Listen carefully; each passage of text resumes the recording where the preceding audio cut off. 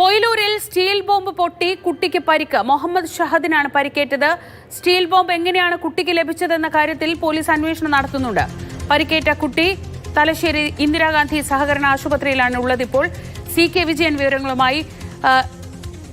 വിജയനിലേക്ക് പോകും മുൻപ് ആദ്യം ഓടിക്കൊണ്ട് വൈരം വിളിച്ച് വരുന്നതാണ് വന്ന് അതിനുശേഷം ഞാൻ ഇവിടെ വന്ന് ഒരു ഓട്ടോനെ വിളിച്ച് അവൾക്ക് വേറെ ആൾക്കാരുണ്ട് 2-3 ആളുണ്ട്. എല്ലാവരും കൂടി നമ്മളിങ്ങനെ കുട്ടീൻ്റെ ഉമ്മയും എല്ലാം കൂടി 2-3 കുഞ്ഞുങ്ങളും എല്ലാം കൂടി വണ്ടിയിലേക്ക് ഓട്ടോയിലങ്ങ് തലശ്ശേരിയൊക്കെ വിട്ടിന്. പരിക്കേറ്റി കൈക്ക് നല്ല പരിക്കാണ്. ഈ വെള്ളമൊന്നും ഇല്ല, വെള്ളം ചതറിപ്പ്. ഇതൊരു 12 മണി കഴിഞ്ഞിട്ടുണ്ടാവും സുമാറ്. ഞാൻ അന്നേരം സമയം അത്ര കറക്റ്റായിട്ടൊന്നും നോക്കില്ല. നല്ല ഒച്ചയുണ്ട്. ഒച്ച കേട്ടോണ്ടാ സ്റ്റീൽ ബോംബാന്ന് വെച്ചാൽ ഞാനവിടെ പോയിട്ട് അതിൻ്റെ ഇത് കേട്ടില്ല. സൗണ്ടെല്ലാം കേട്ടിന് എന്നല്ലാണ്ട് പതിച്ചാൽ ഞാൻ കേട്ടില്ല. CK വിജയൻ വിവരങ്ങളുമായി. വിജയൻ, എങ്ങനെയാണ് ഈ സ്റ്റീൽ ബോംബ് ഈ കുട്ടിയുടെ കയ്യിൽ എത്തിയത് എന്നത് തന്നെയാണ് പ്രധാനപ്പെട്ട ചോദ്യം. പോലീസിൽ നിന്ന് നമുക്ക് ലഭിക്കുന്ന വിവരങ്ങൾ എന്താണ്?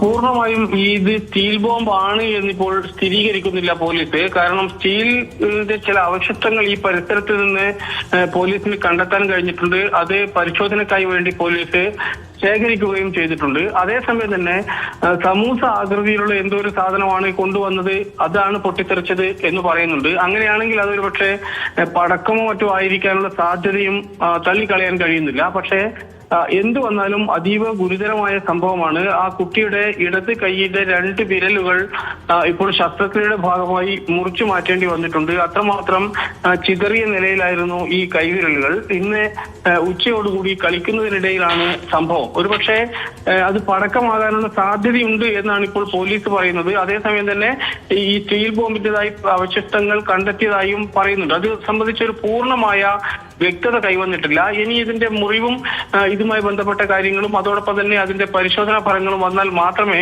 അത് പൂർണ്ണമായി സ്ഥിരീകരിക്കാൻ വേണ്ടി കഴിയൂ. ഏതായാലും കുട്ടിയുടെ മൊഴി പോലീസ് രേഖപ്പെടുത്തിയിട്ടുണ്ട്. കൂടുതൽ വിശദാംശങ്ങൾ അധികം വൈകാതെ ലഭിക്കും എന്ന് കരുതുന്നുണ്ട്.